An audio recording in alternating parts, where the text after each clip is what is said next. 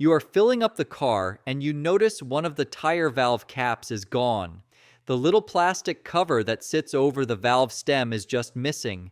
You check the tire. It looks fine. The pressure seems normal. You drive to work, you drive home. Everything seems okay, and so you leave it the way most people do because replacing it never quite feels urgent enough to bother with. What you cannot see is that something specific has now changed about how that valve is aging, and the consequence will not show up when you expect it. Most of the time, the result is nothing. Sometimes it is a slow, baffling, recurring loss of tire pressure that will lead you to do everything wrong before you find the actual cause. Let's get into it right here on Small Things.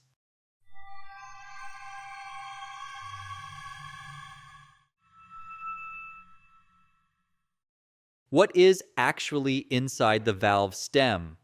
The valve stem sticking out of your wheel contains a small mechanism called the valve core. It is roughly the size of a pencil eraser, a metal pin, a coiled spring, and a tiny rubber seal, all working together inside a threaded housing. When nothing is pressing on the pin, the spring holds it closed against the rubber seat, keeping air inside the tire. When you attach a pump or pressure gauge, it pushes the pin inward, compresses the spring, and opens a path for air to flow.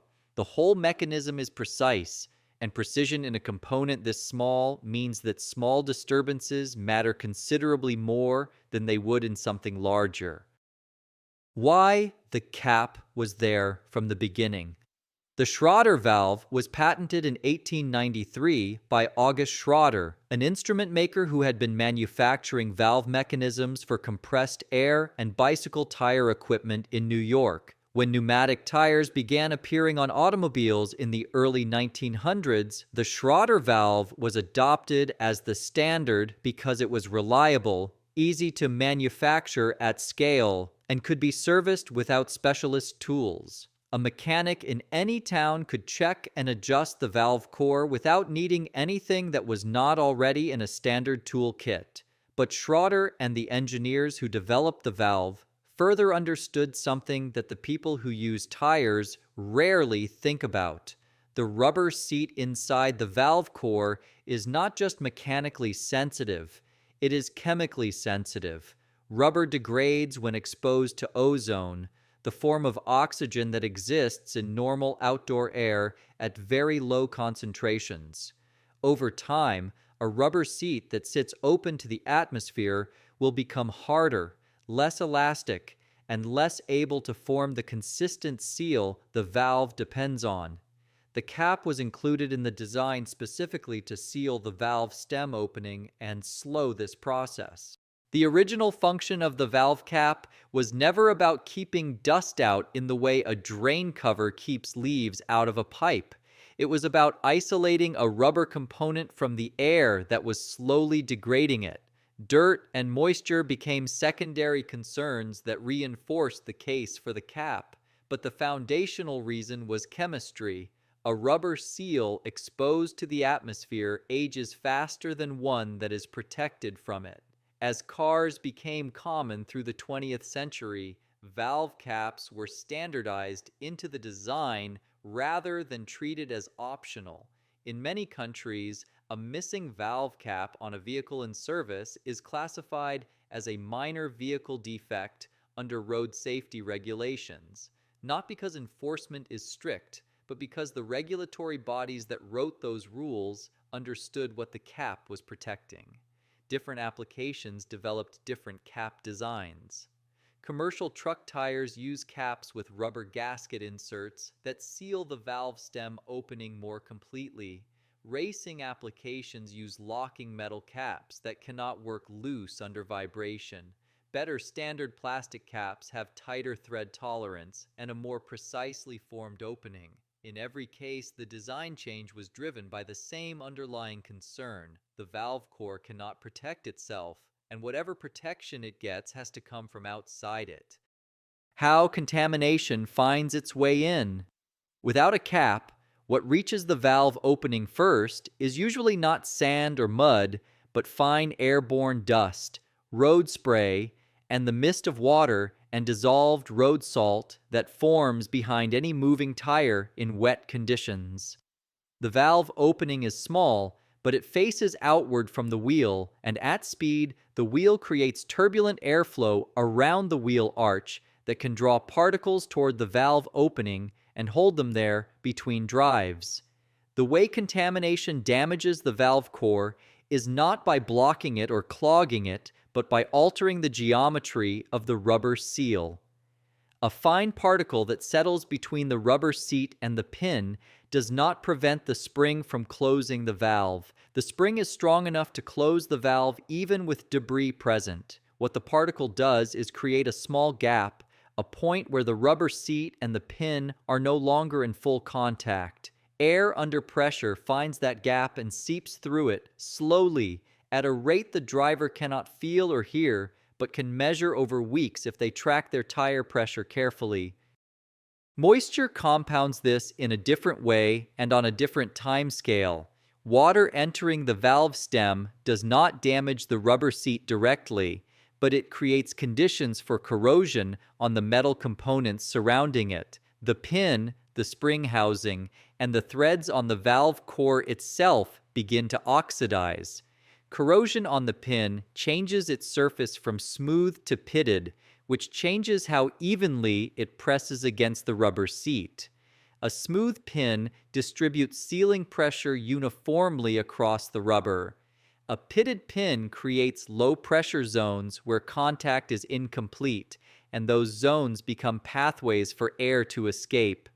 The spring can also lose tension as metal fatigue forms around rust faster than it forms in clean metal. None of this happens quickly. It accumulates over seasons, invisible to a driver who never examines the valve core directly. The cap does not eliminate the need to inspect and occasionally replace valve cores, but it substantially extends the interval before that replacement becomes necessary. The consequence is disguised as something else. The most genuinely counterintuitive thing about a missing valve cap is not that the tire loses air. It is that by the time the tire is losing air, the driver is almost always looking in the wrong place. A slow valve leak loses maybe 1 to 2 pounds of pressure per week. That is not enough to flatten a tire or trigger a dashboard warning on most vehicles. It is enough to make the tire look and feel slightly soft after a few weeks. The driver fills it, the problem disappears, and they assume it was normal pressure variation or temperature change. When the tire goes soft again 3 weeks later, they fill it again and start wondering about a slow puncture in the tread. They run their hand across the tread looking for a nail. They take it to a tire shop. The mechanic inspects the tread carefully, finds nothing, and then touches the valve stem and feels a faint hiss. The problem was always in the valve, never in the tread, and the missing cap that started the process was probably long forgotten or replaced by someone else between the first soft tire and the shop visit. This delayed and disguised consequence is why valve caps matter more than their cost suggests. The cap's absence does not announce itself. It creates conditions that produce a problem that looks like something else, requires a shop visit to diagnose, and could have been prevented in the time it takes to screw on a replacement. When the cap matters more than usual. A bicycle tire valve cap matters less than a car tire valve cap because bicycle tires are pumped frequently and checked visually before every ride. A slow valve degradation is caught early. On a car, most drivers go months between pressure checks and rely on feel or dashboard warnings to detect problems. Commercial trucks present the most acute version of this problem. Pre-trip inspection regulations in many countries require drivers to visually check every valve cap on every tire before a loaded journey. An articulated truck can have as many as 18 tires. A single slowly leaking valve on a rear axle will cause uneven wear across all the tires on that axle as the imbalanced load redistributes. By the time the leak is obvious, The tire wear pattern is already set. The cost of the new tires far exceeds the cost of the cap that would have prevented the valve degradation. Modern cars equipped with tire pressure monitoring systems add another layer. Those sensors, mounted inside the wheel or around the valve stem, monitor pressure electronically. But the sensors themselves are sensitive electronic components that can be damaged by long-term moisture and grime exposure. When a mechanic needs to service a TPMS sensor that has corroded in place, the removal process can damage the sensor beyond repair. A replacement sensor costs considerably more than a replacement cap. The cap that costs almost nothing is protecting a component that costs substantially more. 2 months later, the next time a tire loses pressure slowly and no puncture can be found, pressing a fingertip against the valve pin or applying soapy water to the valve opening and watching for bubbles is worth doing before anything else. Air escaping from the valve rather than the tread is a different problem with a much cheaper fix. And the next time a valve cap is missing, the reason to replace it is not that the tire will go flat tonight. It is that the valve core it was protecting has now started aging faster, and it will keep doing so until something covers it again. Valve caps are in bags of 10 at any petrol station for less than the cost of a coffee. The job takes 10 seconds. If this made you want to check your valve caps right now, let us know in the comments what you want us to explore next. We might make it our next episode. Thanks for watching. History often hides in the smallest details.